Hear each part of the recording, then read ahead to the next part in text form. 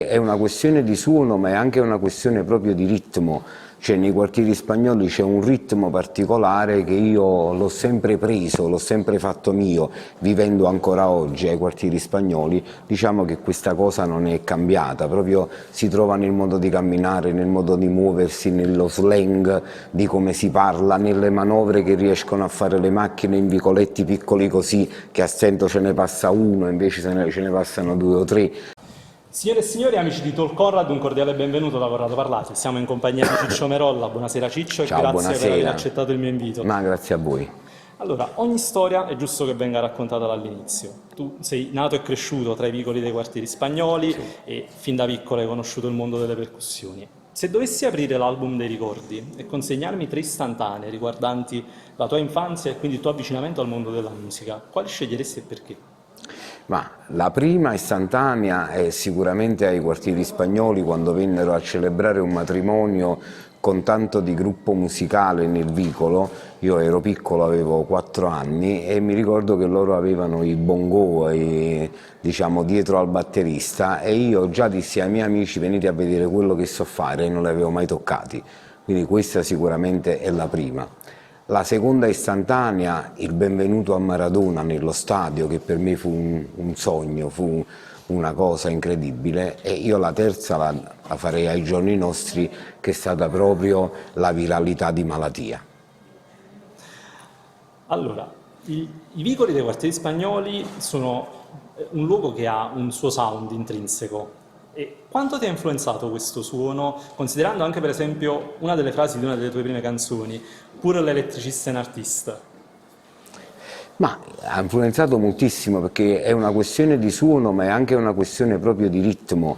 Cioè, nei quartieri spagnoli c'è un ritmo particolare che io l'ho sempre preso, l'ho sempre fatto mio, vivendo ancora oggi ai quartieri spagnoli. Diciamo che questa cosa non è cambiata, proprio si trova nel modo di camminare, nel modo di muoversi, nello slang di come si parla, nelle manovre che riescono a fare le macchine in vicoletti piccoli così, che a stento ce ne passa uno, invece ce ne passano due o tre.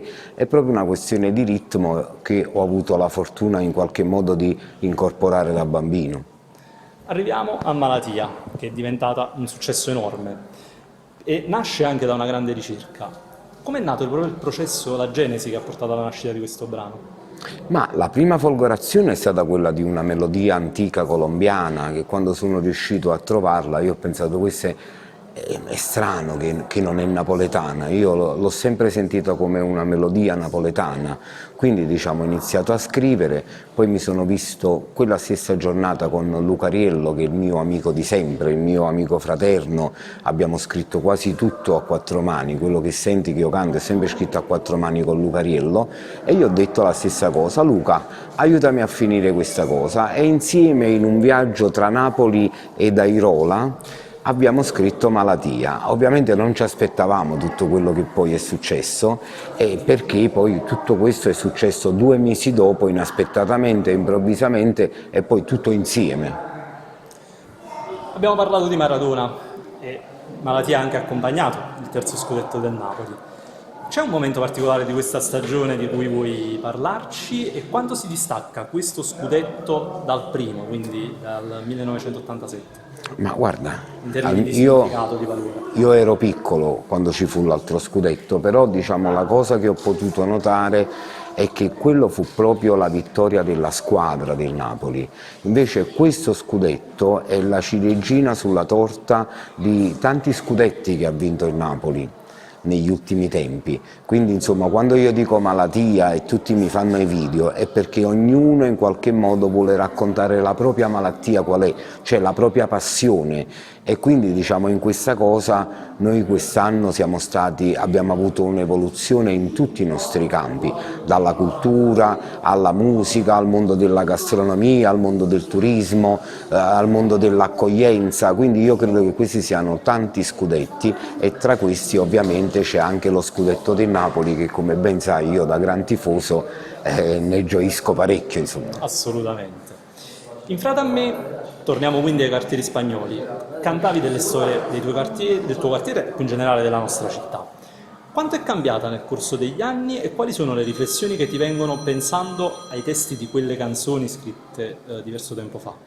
Ma guarda, nei testi precedenti in qualche modo c'era l'urgenza di comunicare al pubblico, agli altri, da dirgli delle cose che non conoscevano e quindi di denunciare delle cose. Oggi credo che ci troviamo in un momento dove la gente sa esattamente tutto, quindi credo che oggi la funzione della musica sia quella di portare gioia e divertimento. Dietro la gioia c'è anche un momento di riflessione, non per forza ci vuole un racconto triste per far riflettere le persone, però diciamo oggi credo che la gente vuole stare bene con l'arte, vuole gioire, vuole in qualche modo anche un po' evadere, far esprimere i propri sentimenti, il proprio cuore, ed è a quello che io oggi mi dedico, insomma.